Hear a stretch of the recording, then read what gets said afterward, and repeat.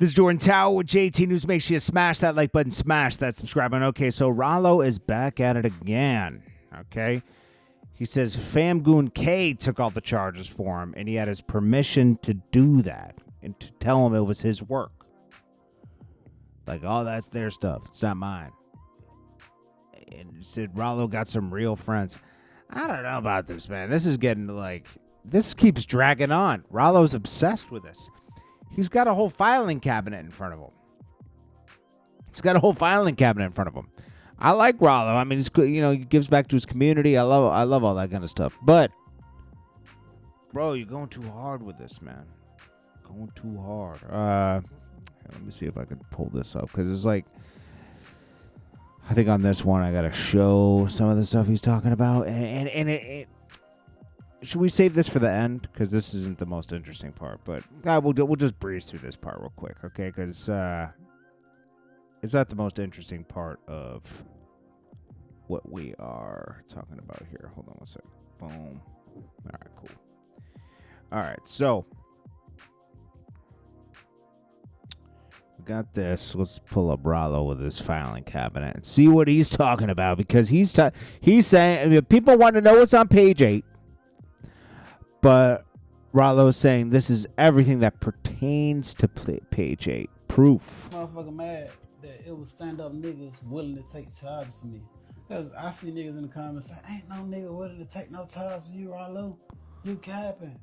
I'm gonna show you, bitch. All the weed that was on the motherfucking plane was mine. All the weed that was on the motherfucking truck was mine. He said it was all his. I don't know his paperwork like that, but did they charge him with all that? Or is he just admitting it to it now? Guess what? Niggas got up out that motherfucking van, sit on that side. Because if that's the case, these guys could go back and say, nah, he just admitted it was his. And said that shit was theirs. Shout out to K, nigga. Shout out to K, nigga. It's proof in the pudding, bitch. Show me that a nigga ain't tried to take a charge from me, because I'm showing you niggas is trying to. Nah, he's got a very loyal team, if that's the case. Take charges from me, nigga. Fuck you talking about, nigga. Go to the footage. So. Can't stay who you are. Famgoon K, you know what I'm saying? First nigga out on the case with Ralo, you know what I'm saying? December 21st, 2000. But if he took the charges, how was he out? Was he out before Ralo? 17, you know, I had agreed upon the goddamn, you know what I'm saying? Take the charge, man. I didn't want to see my nigga get out that time. And they do show him here taking the charges. I don't know, man. Listen, man. Ralo, I don't think people care that as much as you think they do. To be real, I know. I don't know. I get why he's doing it. He doesn't want people like trying him in the street now, thinking he's like some type of rat, and he's not a rat. It's just that there's inconsistencies in the paperwork. You know, Lefty Gunplay is being held on $500K bond until next court date for being a trash rapper. No, it's for something. I don't know what it is for. They took him at Rolling Loud. And so he didn't even get to perform, I don't think. He was going to be on the Douce stage, leaving concertgoers confused. Footage quickly spread across media. The rapper is being held on $500K bond, but exact reason behind the felony charge remains undisclosed. I think it's because it's a gang charge, and they're not gonna like disclose everything until he goes in front of a judge. Authorities initially found cocaine on the vehicle's driver before finding roughly 64 grams of meth hidden on Lefty Gunplay himself. Damn, what's with these rappers doing meth, bro? What? Are we thinking like what drugs classify as meth to police? Because is it a pill, or is it actually just the powder glass stuff that we saw on Breaking Bad? Like, is that what it is? Oh, it's available in prescription is desotoxin. to treat. Okay. It could be like ADD pill, like the what do they take? Ritalin. Okay. So it's an upper, right? I'm not a druggie, so I don't know everything. I'm not a druggie. I'm not a lefty. Playboy Cardi says, "Yay, shut up," because Kanye was saying, "I held my tongue about not being on Cardi's album." I'm going to my ex and ask my daughter to be on a song. 2 days later, too far. Nobody finna play with me. So Playboy Cardi had asked Northwest to be on his album, and then plugged Skims. And so he went to Iggy and said, "Oh, can I get your son on my album? I'm a big fan." So then he also tried to out Iggy and say, "Oh, I didn't smash Iggy out of respect for, Cardi, French, Tyga, everyone that smashed Iggy, right?" A lot of people did. Which is fine, but it is weird. So Iggy responds. She says, "It's crazy how much I actually know about that man, Kanye. The things I could say, thankfully, I'm nice and won't involve people who don't deserve to be mixed into this manic episode of his. Let's keep it cute because I know who you send your private part pictures to and the weird fantasies you have with other guys. Most of Hollywood does.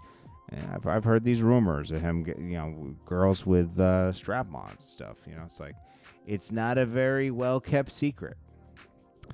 Also true, he asked me to fly to Wyoming to shoot the Yeezy campaign in 2020, and I declined. Men are delusional. Why men? But Kanye. Hopefully, the woman you date/marry consent to the pictures you send of them to of your private parts to other men. I'm not the person you should be talking about. Trust, because I'm just as crazy, and I will tell it all if I hear my name mentioned one more time. Keep me out of your lover's quarrel with Cardi. And then Kanye says, "Iggy, I'm sorry I was speaking on your kid. That was some stuff for Cardi to do."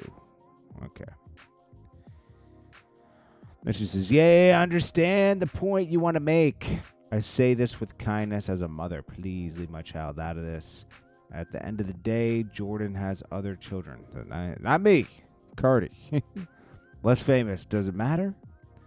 But it seems only my son gets harassed perpetually about or behalf of a man he has no relationship with.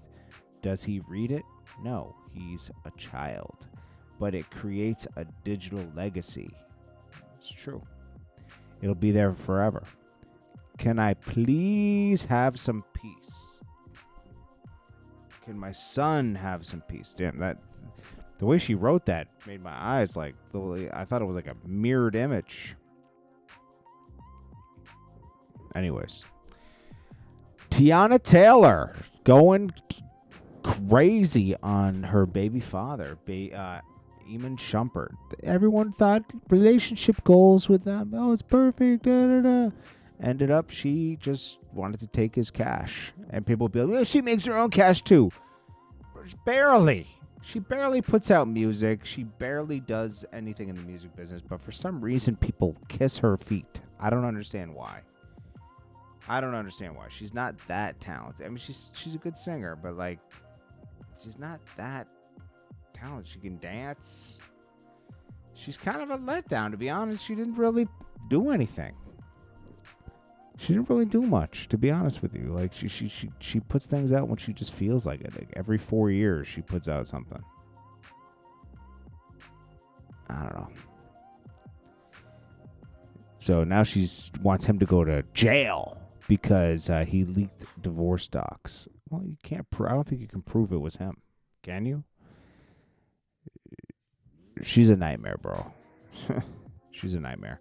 She's not as cool as everybody thought she was, obviously. Then we got Jess Hilarious almost cries on The Breakfast Club this morning. Lauren gives it to her. So Charlamagne basically checks her. He's like, why are we just hearing about all this stuff publicly? You're over here. You don't show up. Why you look different today? We didn't know you felt this way. She's like, I did. And then Lauren points out a time when she pulled her aside and spoke to her with another person that does like programming for the show and mapped everything out. And in fact, checked her on telling her to be quiet and everything. She says, nobody tells me to be quiet. I'm not your kid. And Jess was like, nah, but like you were over talking me. You do that. And we had to talk about it. She's like, yeah, but like I don't like it. And don't talk to me again. Don't disrespect me. And like, this is my opportunity right now. And I'm saying, she's like, I gave you the Jess Hilarious is like, I gave you the opportunity. And she just, they did gas her up. They wanted this beef to happen. They want to get Jess Hilarious off the show, which is fine. Okay. She doesn't really fit. Laura is a better fit. And they're like, how do we get rid of Jess now? Right? Why did we pick her? We thought she'd be funny.